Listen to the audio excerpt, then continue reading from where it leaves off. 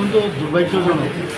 রাজনীতি আমরা করি, কিন্তু রাজনীতি করতে গিয়ে এইরকম অবস্থা ভাবা যায় না। আমরা চাইছি যে এই ধরনের রাজনীতি থেকে আমরা বেরিয়ে আসা।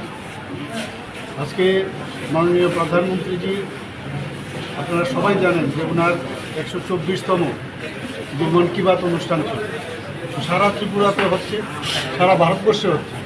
মানুষ উদ্গ্রীব হয়ে থাকে এক ভদ্রলোকের বাড়িতে, এবং আমাদের যে বুথ, সেই 30 নম্বর বুথে আসারাম বাড়ি, সেখানে সবাই মাননীয় প্রধানমন্ত্রীজির যে উনি আজকে কথাগুলো রেখেছেন সেগুলো শুনবার জন্য বসেছিল সেখানে।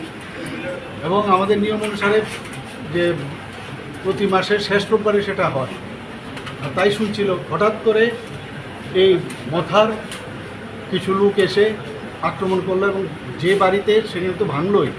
প্রায় আমার কাছে যা খবর আছে 9টার মতো যে মোটরসাইকেল ভেঙেছে, 2টো গাড়ি ভেঙেছে।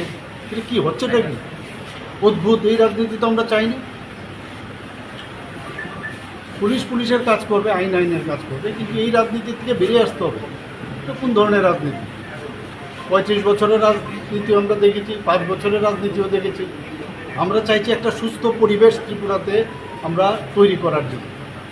এটা কি গায়ের জোর দিয়ে কি রাজনীতি হবে? আইনের পথে চলবে, এবং কোনো অবস্থায় এগুলোকে আমরা কোনো অবস্থায় এটাকে আমরা কিন্তু স্বীকৃতি দিই না, এবং সেটাকে ছাড়া হয়। এই নিয়ে কি উপমহলে কোনো আলোচনা হবে?